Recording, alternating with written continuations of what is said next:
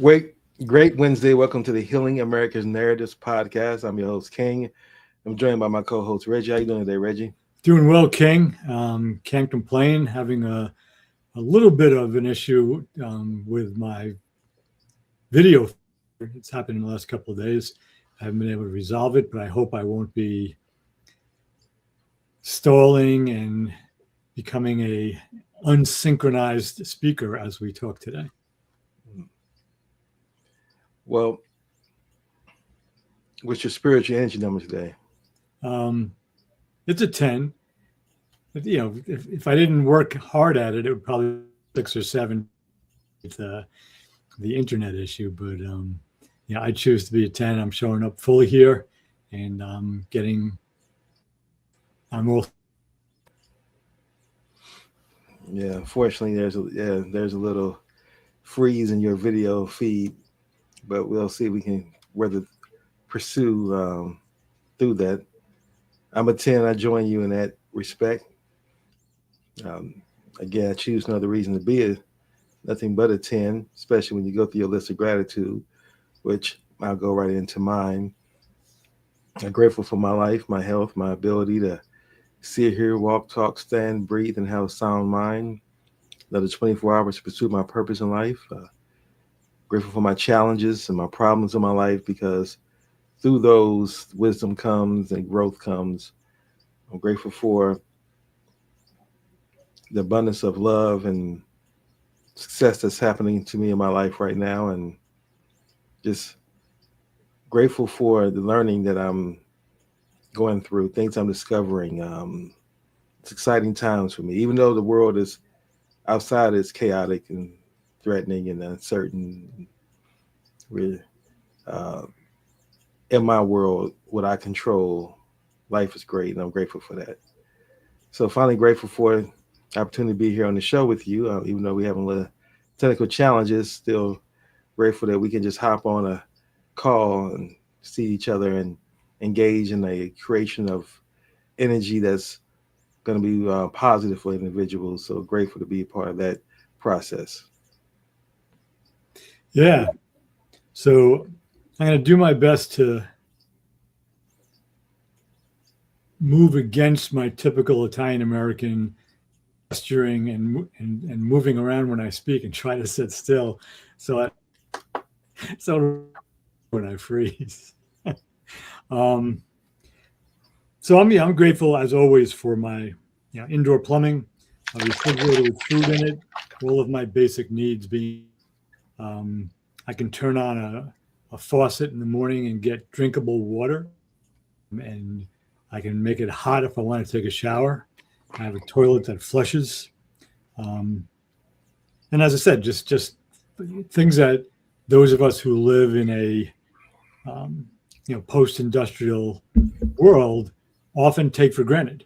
The majority of people don't have every day the things I just mentioned, and and I'm not a financially wealthy guy.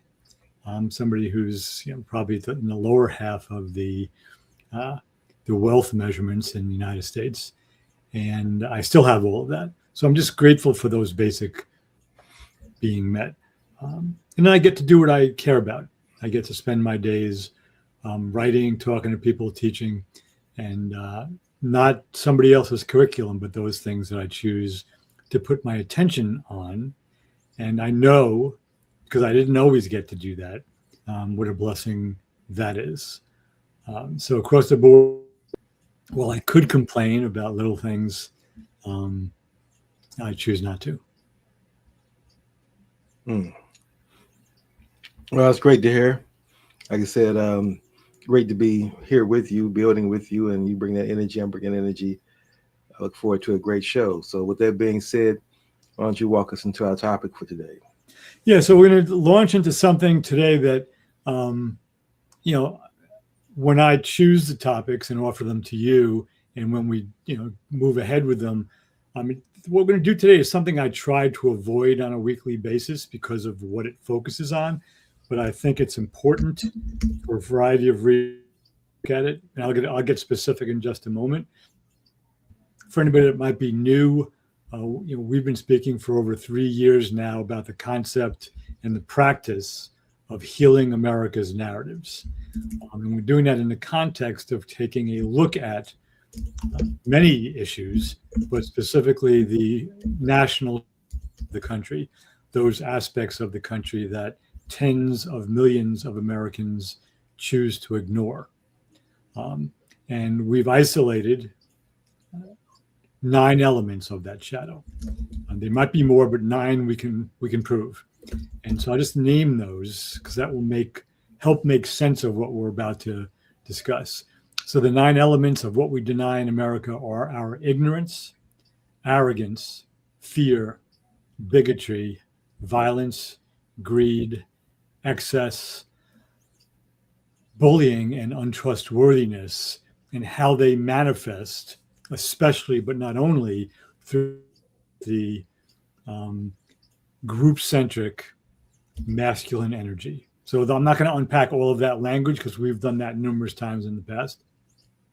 But that's the foundation for what we're about to embark on. So more specifically, folks listening to this know that this past weekend,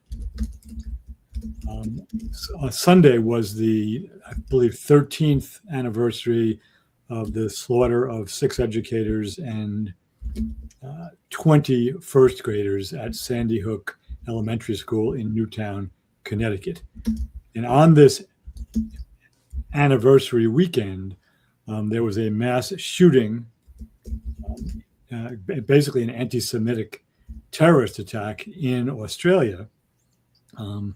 There was a mass shooting at Brown University in Rhode Island, and not a shooting, but a well-known and Rob Reiner and his wife Michele were murdered in their home allegedly by their son, their adult son. They were stabbed to death. And in response to that last piece, the murder allegedly by a son who had some issues growing up with drug addiction and homelessness, in response to that murder, that horrible event, the President of the United States had this to say, and I'm going to read this. This was his public statement on his social media page. A very sad thing happened last night in Hollywood. Rob Reiner, a tortured and struggling but once very talented movie director and comedy star, has passed away together with his wife, Michele, reportedly due to the anger he caused others through his massive, unyielding, and incurable affliction with a mind-crippling disease known as Trump derangement syndrome, sometimes referred to as TDS. He was known to have driven people crazy by his raging obsession of President Donald J. Trump, with his obvious paranoia reaching new heights as the Trump administration surpassed all goals and expectations of greatness, and with the golden age of America upon us, perhaps like never before, may Rob and Michele peace! Exclamation point. Now I choose to read that because that kind of a response to a horrific murder, a family tragedy, had nothing to do with Donald Trump or his policies, would be inappropriate from a middle schooler, from arguably the most powerful office in the world, or it used to be at any rate, the most powerful office in the world. And it's consistent with either the lack of human connectedness that Donald Trump has, or his decision, having the ability to connect with other human beings, to not connect in response to a horrific murder. That lack of empathy, that lack of any evidence of connectedness with other human beings, which makes it easy for him to direct the slaughter of um, people, mostly men, on boats from Venezuela in the Caribbean and the Pacific Ocean, to order the arrest, deportation, and physical abuse of undocumented immigrants, documented immigrants, and U.S. citizens who look like they might be immigrants, is a consistent throughout his presidency. And as I wrote in the 2022 book, Healing America's Narratives, and as you and I have consistently put forward, Donald Trump embodies all nine traits of the worst of America, of what we deny about ourselves, our collective shadow. And again, he embodies ignorance, arrogance, fear, bigotry, violence, greed, excess, bullying, trustworthiness. Um, and tens of millions of Americans have seen fit to put him into the highest office in the land twice. So that's an indication of the malady, the underlying illness that afflicts this nation. I'll put a period there. Well, again, we start off with a great topic, timely. My initial take on it is that I've got to know. I mean, I've always known about Rob Reiner my entire life. I remember when I was young seeing him on episodes of Archie Bunker and him being meathead, and then I've seen him again direct the movies and enjoy the movies he's directed. When Harry Met Sally was still is one of my favorite movies. Mm. I think it's the best of the rom coms, as they call it. I think that's the default one to measure it by.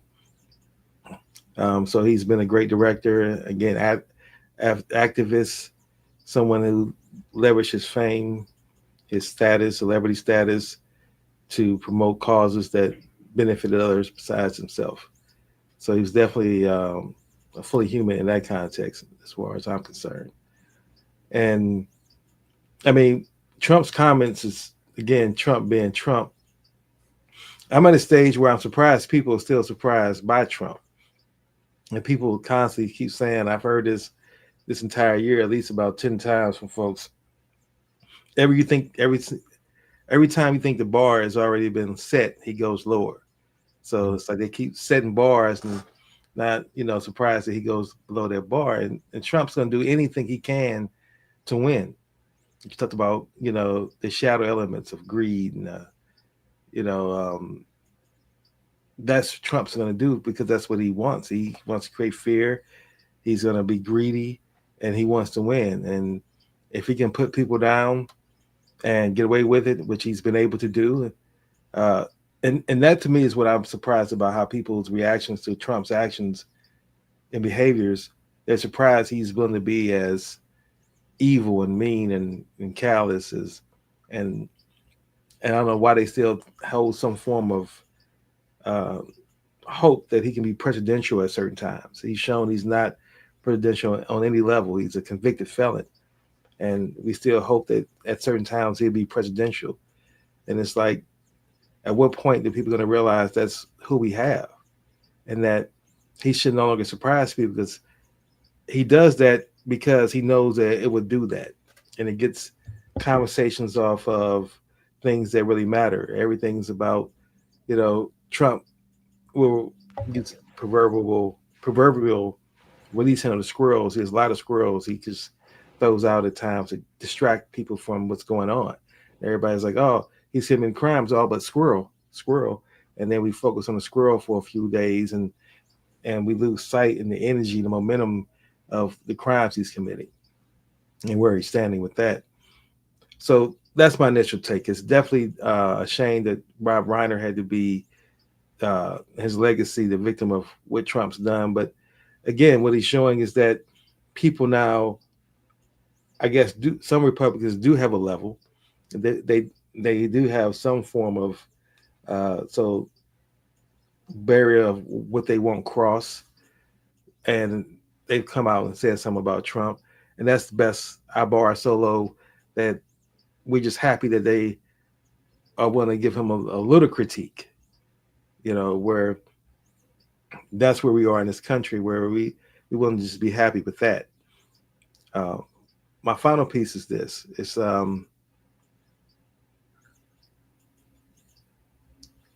just really I'm just curious to see what is that proverbial line in the sand that America has that Trump can't cross, because he definitely straddles it. He definitely plays with it. He's definitely leaning all over it. And it's like, what is that line, and what is it going to take? Is it going to? It's obviously not going to be insults toward women. It's definitely not going to be the way he treats marginalized groups, because he's already shown what he's done there, and he's continued to be more evil and diabolical in those areas. So, what is it going to take for folks to finally say, okay, that's it? He has to go, regardless of whatever value he may bring mega. He has to go. So that's what I'm kind of waiting to see. What is that line going to be? Yeah, I appreciate all of that, and I want to just mention one more without going down a Hollywood rabbit hole. One of the films he directed, which was written by Sorkin, was entitled "The American," and Michael Douglas starred as the president of the United States who had lost his wife. I enjoyed that movie as well. Yeah. And there's a great depiction towards the end of it when he speaks about when the president is making a speech. And I can't remember the details, so I won't go too far into it. But it pretty much is like it holds up the ideal of the presidency. Again, directed by Reiner, acted by Michael Douglas, and written by Aaron Sorkin. And it's what I do remember, it's like the antithesis of everything that Trump is. So that was probably, if he had ever seen the movie, he probably didn't understand it. But more to the point, I hope there is a line that has something to do with a basic sense of ethics or morality for these Republicans, especially Republicans in Congress and in his own White House. But Republican voters around the country. My concern is that there seems not to be a line. It's unwise to try to begin to list all of the things, all of the lines he's already crossed. So my sense is that if he does bump into any kind of a mutiny, and there's a little bit of pushback now, like Marjorie Taylor Greene, a handful of Republican Congress people did push back against what he said about the Reiner family. But there were others who defended his text. I mean, this guy, Mark Wayne Mullen, I think his name is, he's a somewhere, and I forget if he's a senator or a congressman. I should know that. But he basically said it wasn't so bad, and that the last line of the text was, was respectful. So he the last line was respectful. So what he said prior to that was okay. So I don't have a lot of faith in the goodness of people unless, and this has nothing to do with goodness, but it gets back to those developmental worldviews. We're less than a year away from the midterm elections. All indications, and I don't say this because I take it for granted, because anything could happen, but a lot of Republicans whose seats in Congress are up for grabs, who have supported Trump, are in trouble. And some of them have already begun distancing themselves a little bit from him. But there's no evidence that I can see. And again, this is my view. I could be wrong on this, but I don't see any evidence that they're doing it because there's a line that's been crossed. They're doing it because they want to make sure that they still can get elected. And they're caught in this really difficult place. And there's a me-centric place. It's about me. I want my reelection. That if they stay in support of Trump, they might get some of Musk's money, because Musk has decided to start funding Republicans again if they support Trump. But if there's another situation where the electorate, even in red states, has begun to look at people who support him and move away from those people. So those Republicans are caught in a really difficult place um, because of their self-servingness. They want to get reelected, and they don't know whether it's better. Here's the two ways they look at it. Is it better that I continue to support Trump so Elon Musk won't run somebody against me financially? Or is it better that I distance myself from Trump because more and more Americans seem to be upset by all the things he's done? And the choice that I don't hear anybody talking about is, which is the third choice, why don't I just be true to my own beliefs and my own authenticity and let the cards fall where they may? Why don't I just speak the truth, stand for what I believe for my constituents, whether I'm a senator or a House member, and have the courage to be myself? And I don't see many people on the right doing that. It's all about where can I get the best deal? What's the safest bet? And I understand they're in the political game, and that's the game that they play, but that's the game they've co-created as well. We're all complicit. We voted, but over the years, the legislative, executive, and judicial branches of the federal government and state and local governments are those that we've, in some cases, voted for. Some of the ne'er-do-wells and scoundrels have been appointed by the people we voted for. But I don't know. I don't think, and I don't think there's any line that he has to worry about crossing, because he's crossed so many already, just in terms of common decency, that I don't know that that's going to happen. I hope it does, but I don't see any evidence. I mean, even the deep bows and kudos we all paid to Adam Kitzinger and Liz Cheney when they agreed to be part of the January 6th committee to investigate what happened that day. And it did take some courage because they both were ostracized by their party. But they did what they should have done. In any kind of a moral, ethical world, that's what they should have done. And when we start, genuflecting in front of people simply because they're seeking the truth and showing integrity, you can see how far we've fallen. Where it was exceptional. 2 people, no senators, unless you count Mitt Romney, but 2 people in the Republican Party stepped forward after the insurrection and the attack on the Capitol. So many lines have been crossed. I don't know. I don't know that there is. I think the bar is pretty low for those people who still think Donald Trump is the right guy for the job. And I tend to be optimistic.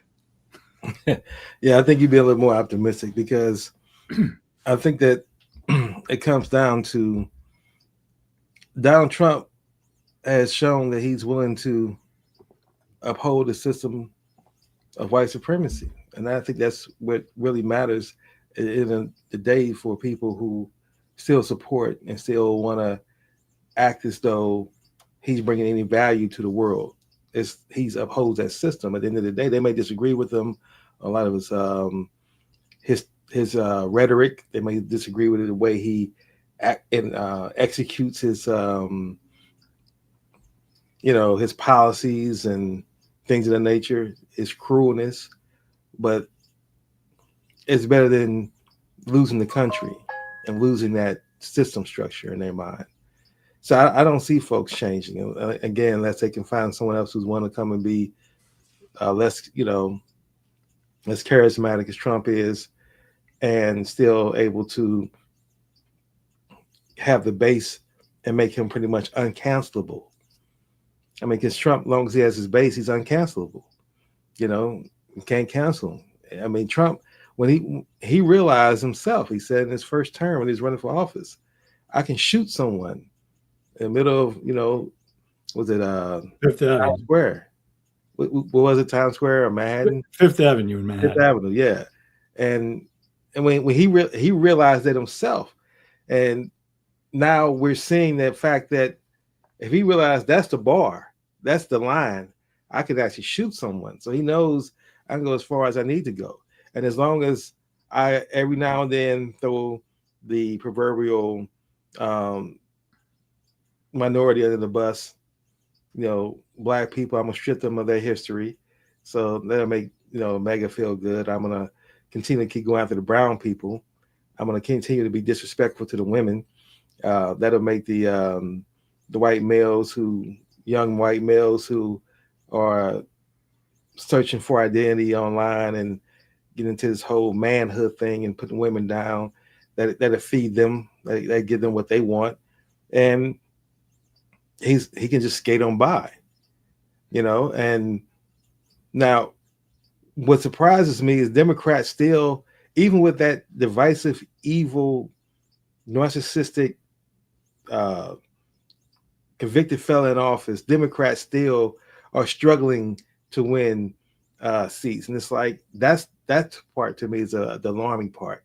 I mean, is as everybody sees that Trump is not good for America. He's not good for the world. That's clear. I don't think too many rational, critical thinking people would disagree with that, other than his base, who again I just talked about. But yet and still, we cannot get his party out of office. It should be easy. It should be if you go to vote, you're voting Republican. I mean, you're voting Democrat across most of the lines. Why would somebody vote for Lindsey Graham? I would love for someone to come and explain to me why they would actually cast their vote for Lindsey Graham. Like, what is he actually doing for them as a constituent to say he's earning my vote? Other than, like, again, most Republicans, they've shown they can be disruptive, but they cannot govern. Every time you give them an opportunity to govern, they show they have no skills, no strategies, no plans to govern. But they can be disruptive. They can block things. They can stop things from happening, and give money to their uh, who based on lobbyists that's in their ear. They make sure they get their benefit, but to their constituent, to the people who are voting to put them in office, and not give them anything. And those people wouldn't accept that just as long as they don't get Democrats in office because of the fear that's created. But one of the things I think gets lost in this whole uh, discussion about Rob Reiner, because our country is so politicized and marginalized, is the fact that he comes from three generations, or his son does, three generations of Hollywood celebrity, of wealth, of privilege, of money, and he still killed his parents. And no one's discussing that part. Like, what drove him to do that? When you figure your uncle, I mean, your grandfather is Carl Reiner, who's brilliant in Hollywood, then your father and his track record and so that's all you've ever known. That's all his family's ever known is success, celebrity status, privilege. And you can still like have in your heart, in your mind, that killing your parents is a solution to any problem, right? That's a solution you have to take, and that's not even been discussed. And why that is, why does America create that type of environment where even if you have money, it doesn't exempt you from mental health and the evilness of allowing what's been programmed from society into people, whatever they may be. It's like, again, at the end of the day, what I'm going with this is that if you don't have a plan that you are currently intentionally growing your mind, feeding your mind information, a plan for your life, a plan for your family that can make sure that they benefit and the future is better than the current, uh, then you leave yourself open to be programmed by them. There is no middle ground. Either you work in your plan or you work in someone else's plan. And you work in someone else's plan mean by being passive meaning you just allow yourself to be a consumer. You just receive information. You buy the technology. You allow the phone to tell you what's important, what notifications should come on your phone. You let net tell you uh, what should get your attention, what you should put your attention on. You let the algorithm tell you what videos to watch on social media. If you're allowing that to happen, then you doing something that is totally outside of human character is always going to end up being the behaviors that's created as a result of people who are being programmed that way. Because that's what silent. I mean, that's what you see every day. You watch all the programs that come on streaming services, and I'm guilty of it as too. But I'm becoming more aware of it. Is how many shows now are true crime shows that you can watch on different streaming, and all streaming platforms have it. They have at least 20 shows about murder, with murder and death in the title, and they all are shows that are reality shows. I mean, in other words, they're shows that are based on reality, real life scenarios, and it's death, murder, fear thy neighbor, accidents, traffic accidents, um, murder in the bio, murder in New York City, murder in California, serial killers. And so that's constantly being fed to people as much as possible every day.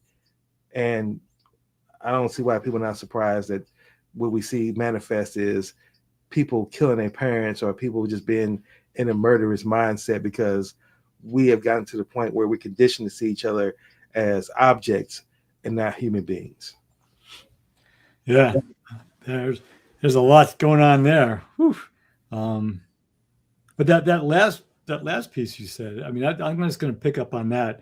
I would I was going to say something about like the Lindsey Graham comment and who would vote for him and the whole system because the system is broken and it's almost impossible to amend the Constitution, which and needs to be amended.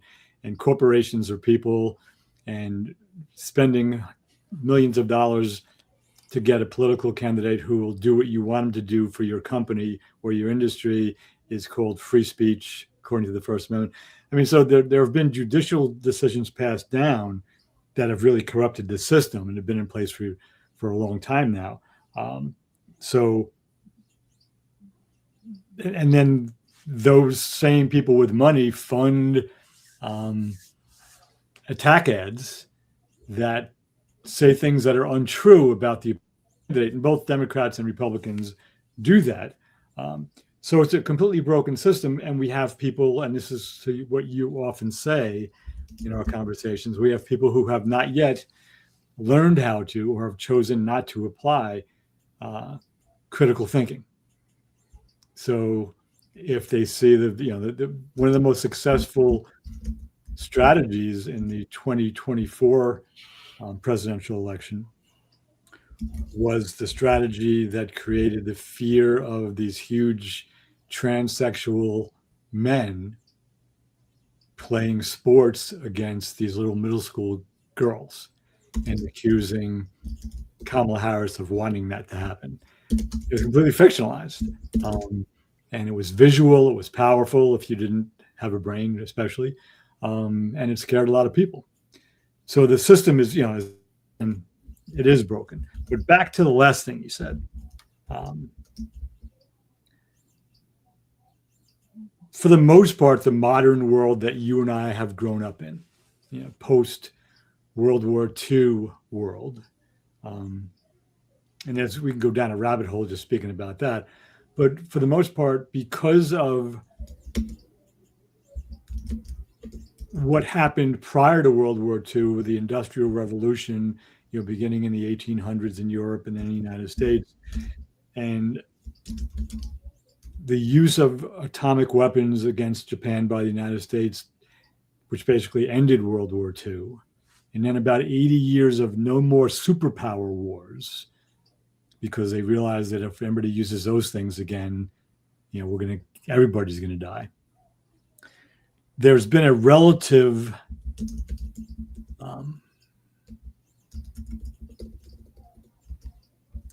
time of prosperity and wealth in many countries, especially democratic countries, but not only democratic countries, since World War II ended.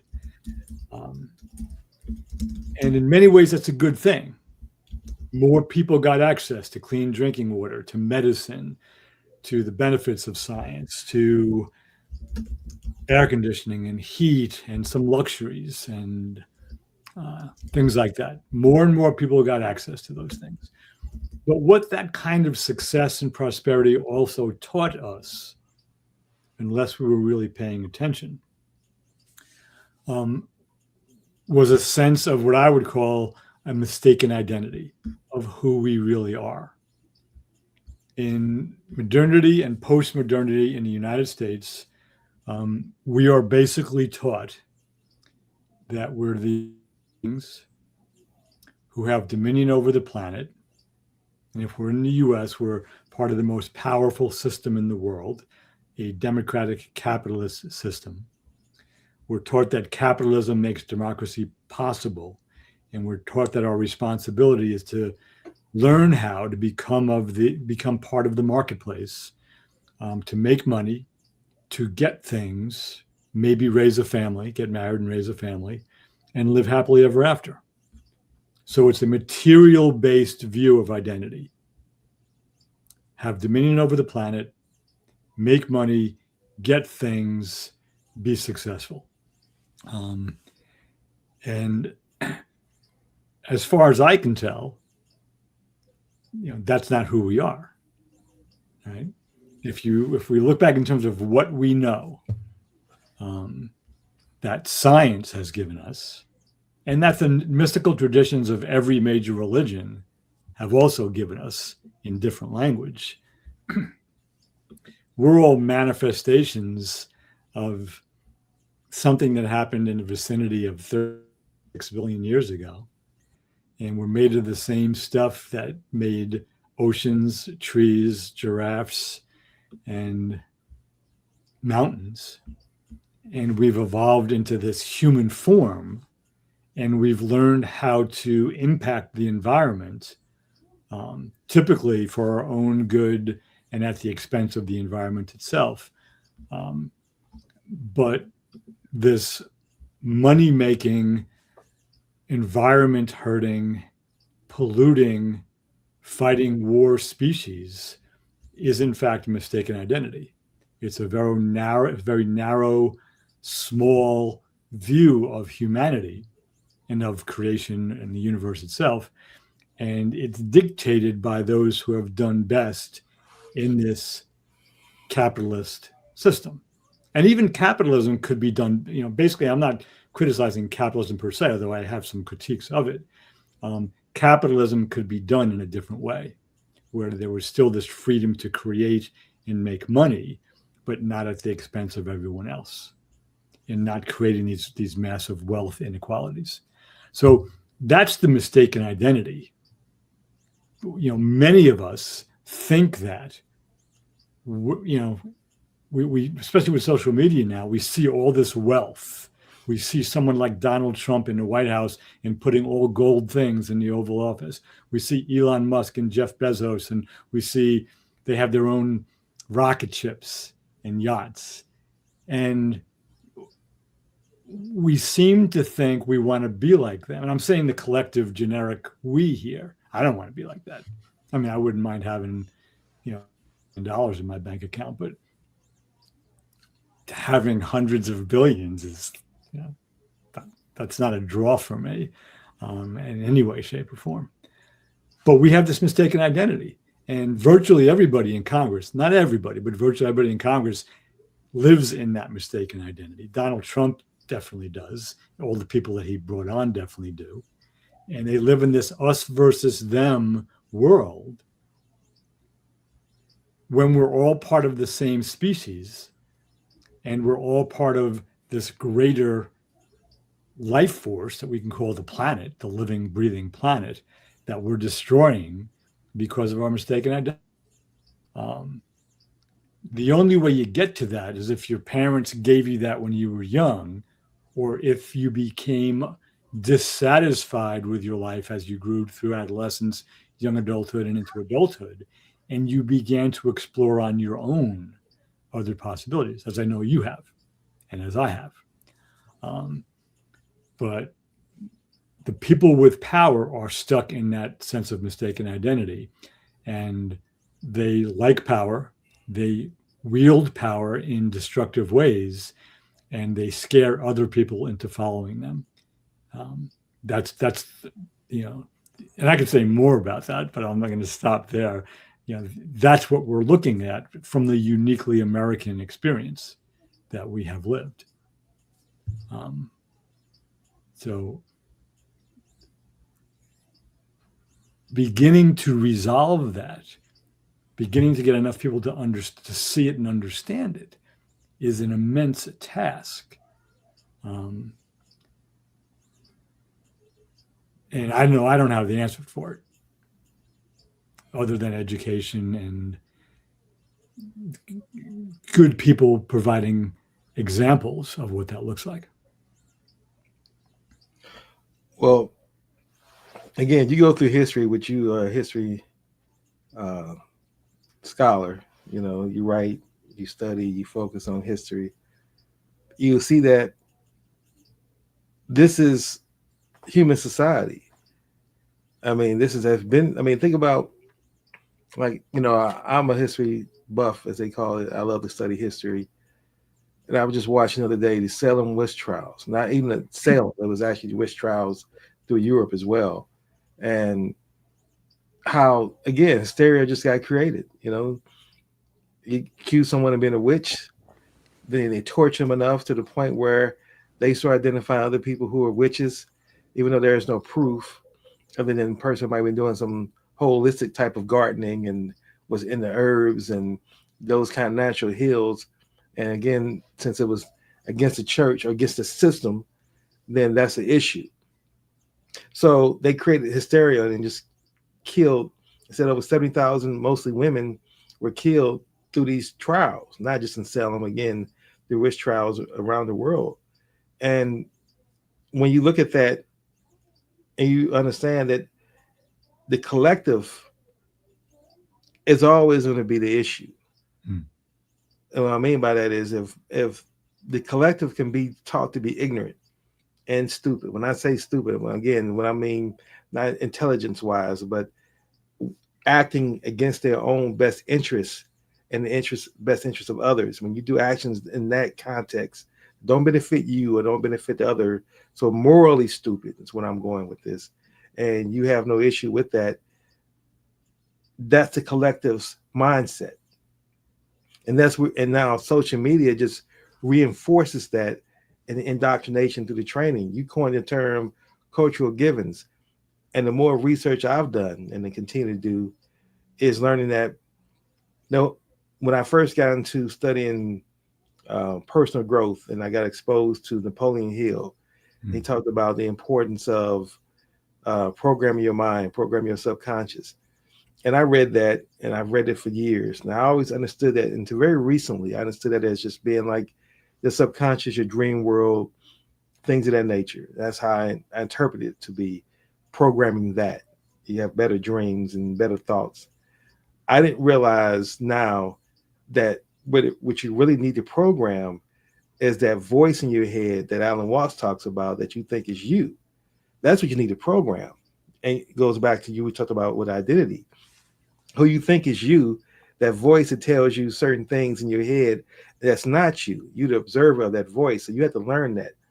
And your cultural givers is programmed. So when you listen to that voice, it's been through centuries, I mean, years of what your parents have told you, what your community has told you, what the media has told you, your schools, that's there.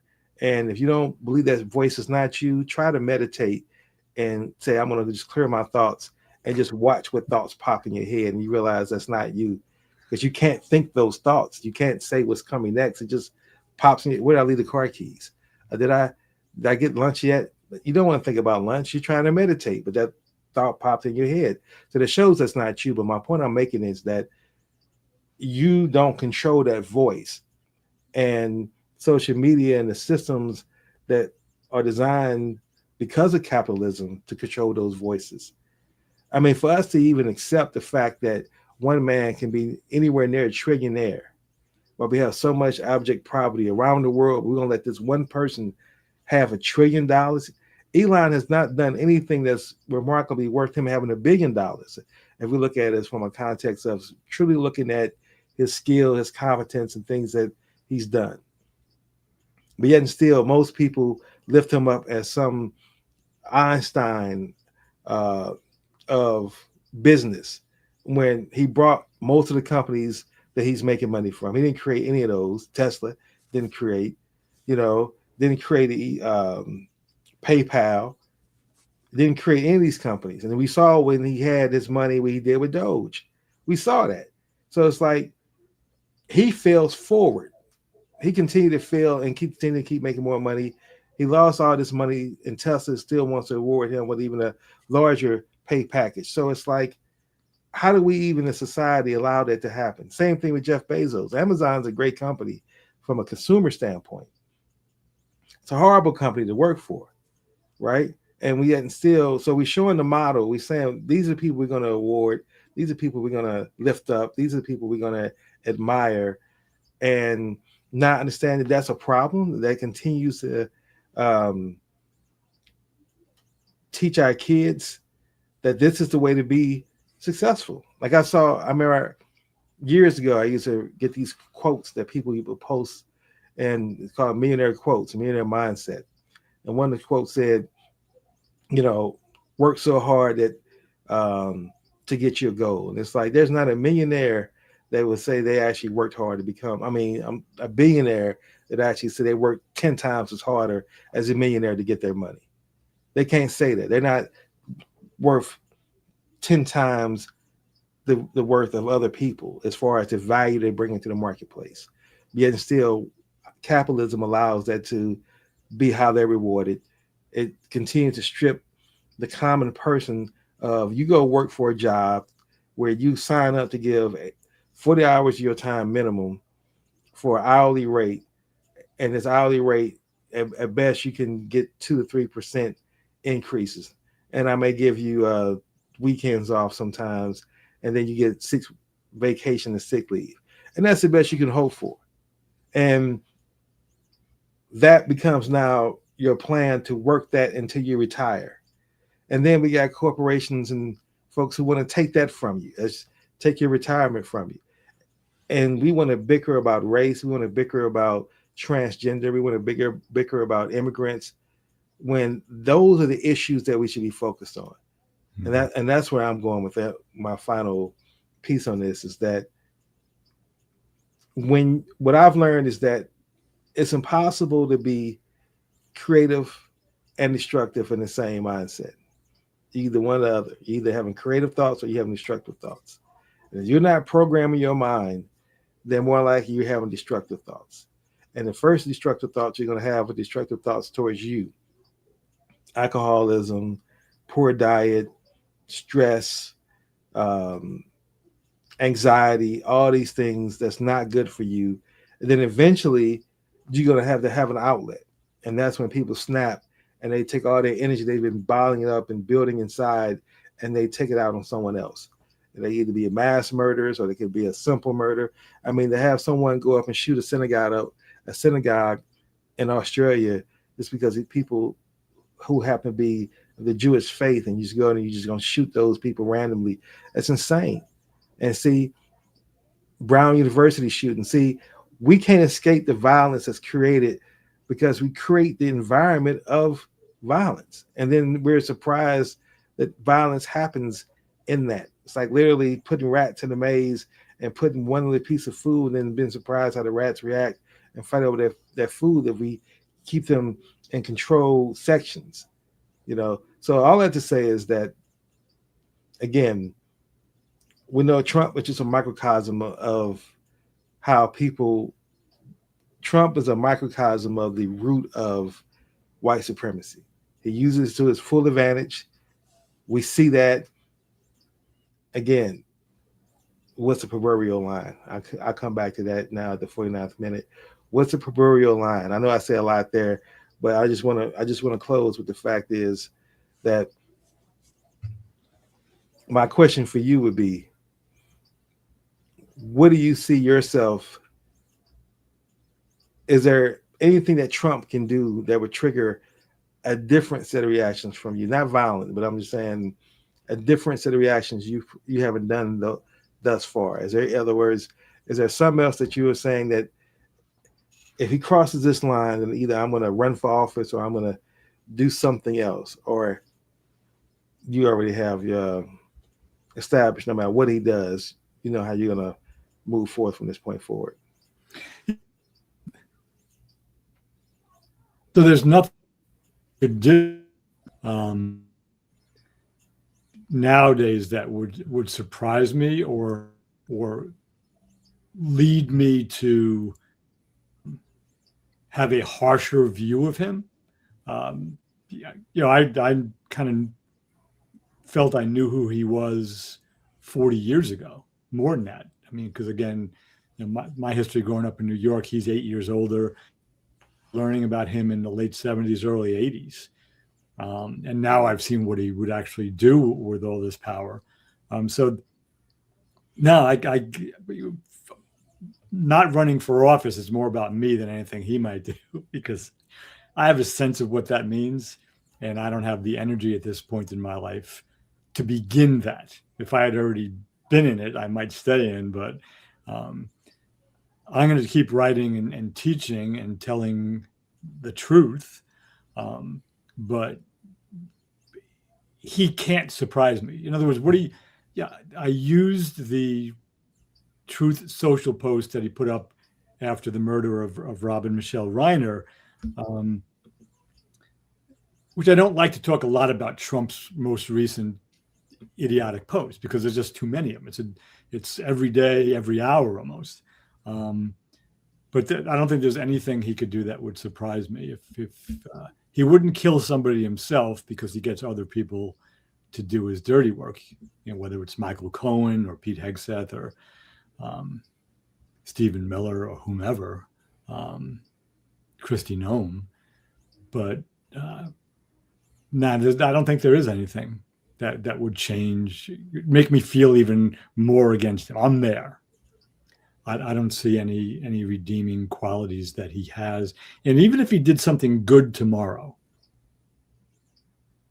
I might be surprised by that, but I would look at it as the machine broke. There was a power surge, and the machine did something it wouldn't normally do. But I'm sure it would go back to normal. So I don't know if I really question you asked, but Well, I don't think I asked my question fully the right way. What my question was so much about, I gave you one example as far as running for office. What I was going with is there something on the fence that you are kind of wanting to do, whether it's endorse another candidate, become more politically active, write another book, that if we continue to go off the end toward democracy, that would trigger you to start doing that right now? In other words, that becomes a priority because of this action. Now that you shift your priorities to whatever this may be.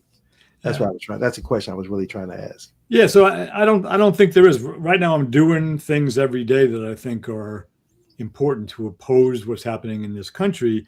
Um, my biggest issue is getting my voice out there because it's not really out there. I mean, you and I talk. I do some things with my teaching locally at UConn, the Osher Lifelong Learning Institute, but I don't have a huge platform or following, and but I don't think that I would, that I don't know what the other step would be. I'm doing all the steps that I know how to do right now, and yeah. So I'll put a period there. Well, my reason for asking that is that's kind of where I was in that situation where I had to make that pivot, and the pivot of finally being fed up about what I see, and then saying what I've been putting back on the back burner needs to be now a priority. And that is, Stephen R. Covey talked about finding your voice in his book, The Eighth Habit. Yeah. Finding your voice. And I interpreted my voice now finally to be around the fully human movement and really aligning myself with others. So I've made that more of my priority of looking to connect and build with people who are critical thinkers and growth minded and self aware. And the attributes I came up with six qualities of being fully human, and your identity being number one. Like if you still identify by your race or your religion, and that's how you see the world and you move through the world, I can't build with people, regardless of whatever race it may be. It was, because you're gonna look at the world through the wrong lens. And right now, to put the energy and effort to try to convince you that everybody is being victimized right now, it's not. Yeah, you can argue and say one race may be victimized more than another race, and you can make that debate. But even that energy is a waste from being creative. And what I've learned is that when you get rid of the bias and hatred toward other people and the exhaustion you feel from defending your race or positioning uh, yourself to not be offended by people who want to attack the collective group of your race, that creative energy that you get back gives you so much more clarity, and you can get so much more done when you're not living in that kind of mindset. And that's the mindset I say that's destructive. And I talk to people who, like, people ask me how you doing. I'm doing great, and I don't mean it. I'm not saying it just because it feels good to say. I'm really feeling bad, but I'm saying great by default, hoping that I can be great. I'm feeling great because mentally I've allowed myself to come to peace with who I am, what my purpose is, and what I put in my mind. Is my life perfect? No, not any means it's not perfect. There are still people who I owe money to that I'm committed to paying back, that I'm focused on paying back. And I realize that the best way I can pay people back is to be in a creative mindset. That's where I'm going with this. And I can't pay people back if I'm feeling like a victim and I'm feeling uh, the arbitrage of my race and the hatred and seeing the world as a black man who's being stripped of his little victories that we have won along the way. Arguing whether or not Harriet Tubman face should be on a coin or the $20 bill and being upset that it's not. It's like once you understand the system, I don't expect it to be. And Harriet Tubman didn't do what she did to have her face on that. So that's not something she wanted.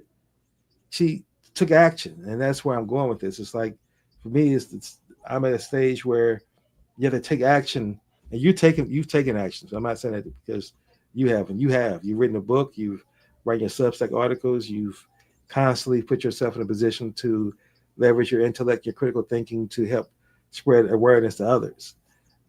I just wish more people would begin to put themselves in that situation and they're not connect with the ones who are and build tribes with those.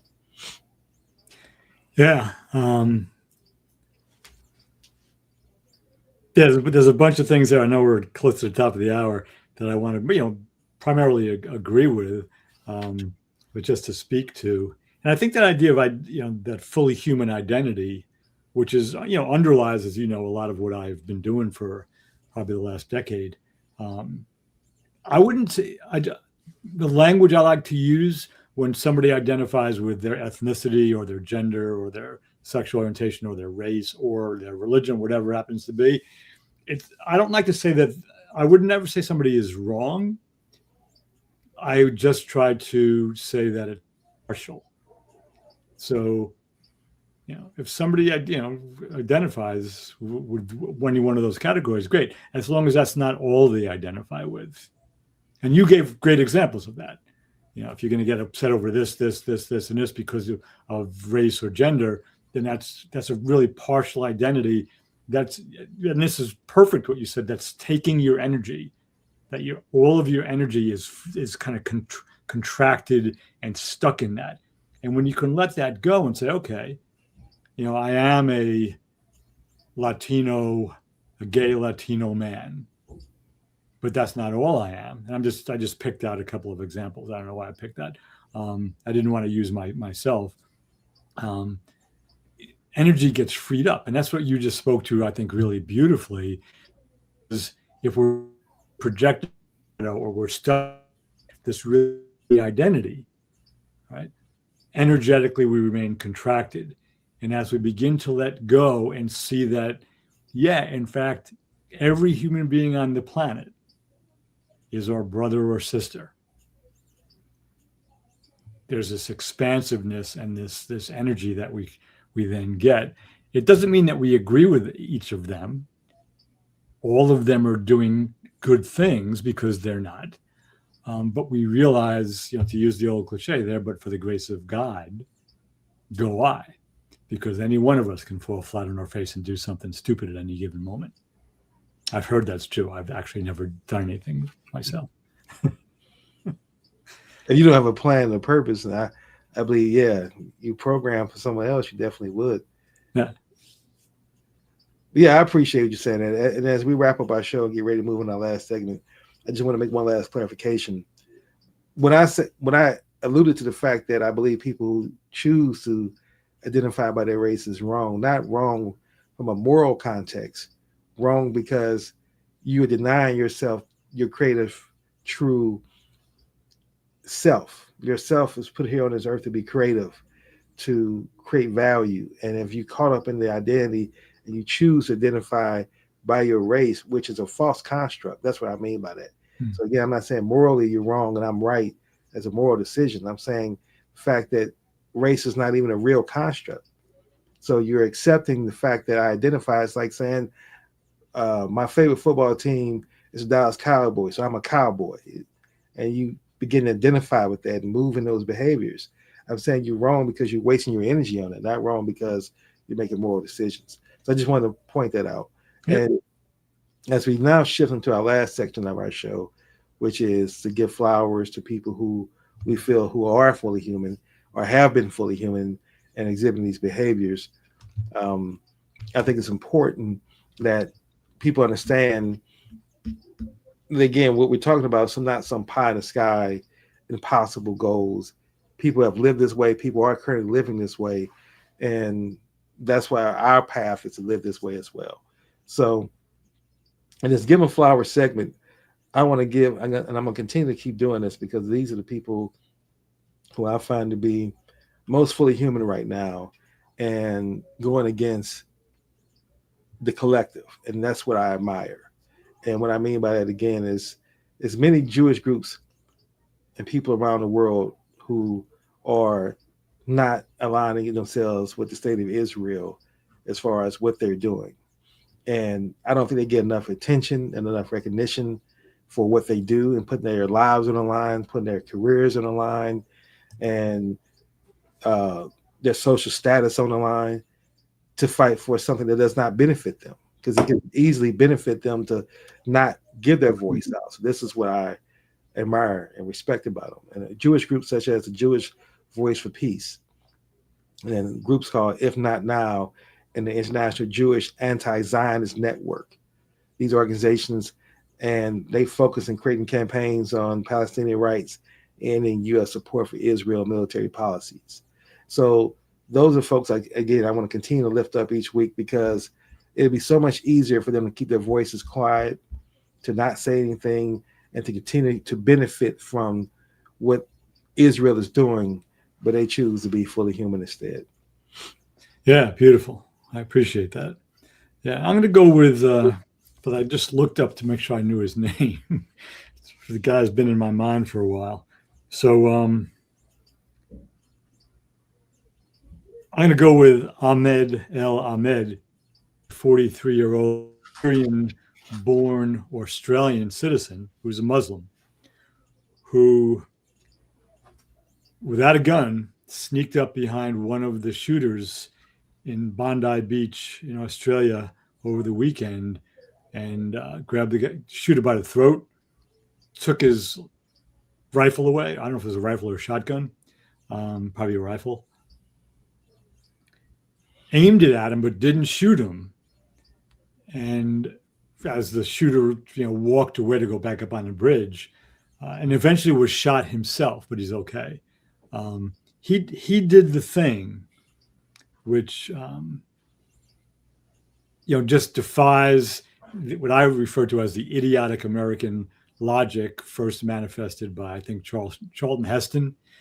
when he was the leader of the National Rifle Association, and then by Wayne LaPierre, that the only way to stop a bad guy with a gun is a good guy with a gun, which was proven false in Uvalde in Texas, when the good guys with the guns stood around for an hour, didn't go into the school, and all the kids got killed. They had their jackets and their helmets and their strategies and everything else. They didn't go in until it was too late. And at Marjorie Stoneman Douglas in Parkland, Florida, where the security guard didn't go in until it was too late. And this guy didn't have a gun. He snuck up behind him when he turned his back as he was shooting. Ahmed El Ahmed, a Muslim man born in Syria, living in Australia, stopped one of the shooters. And I mean, there's a guy who is manifesting what you and I have been talking about. Were Islamist fundamentalists. We now know that. They were Muslim. He was Muslim. So it just puts to rest this identity thing. Well, I got to check out to see if that shooter is a Catholic and an Italian American before I stop him. Nah, he's shooting innocent people.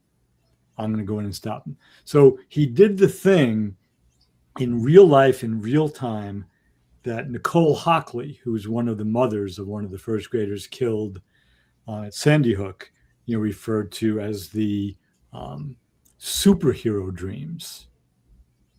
I can't imagine what it was like for her to have these superhero dreams. But when something like that happens, and many of us probably do this, what would I have done if I were there? And how would I have sneaked up on the shooter and stopped the shooting? And I'm guessing every parent or every survivor who has lost a family member or a friend has those moments. Like, what would I have done if I could have seen? How could I have stopped this? And this guy, Ahmed El Ahmed, did it without a gun. And God bless him, because, I looked at what he did, and I don't know if I could have done what he did and this bad guy was on the ground, I don't know if I could have stopped myself from shooting him. Yeah. But he didn't shoot him, which in the long run hurt him because he ended up getting shot by the other one, I think. But that was a fully human move. This is a bad thing happening. I'm going to do my best to stop it. And the perfect, global lesson is it was Jews being targeted by two, Islamist terrorists, and it was stopped by a Muslim. If the world could only learn the underlying meaning there, that they were all in this together, regardless of the specific religion or race or gender, we'd be a lot better off. Absolutely. Absolutely. I concur completely. And as we wrap up our show, again, this has been the Healing America's Narratives podcast. We do it each Wednesday at 10 a.m. Eastern Standard Time. And until next week, let's all focus on becoming more fully human. Thank you.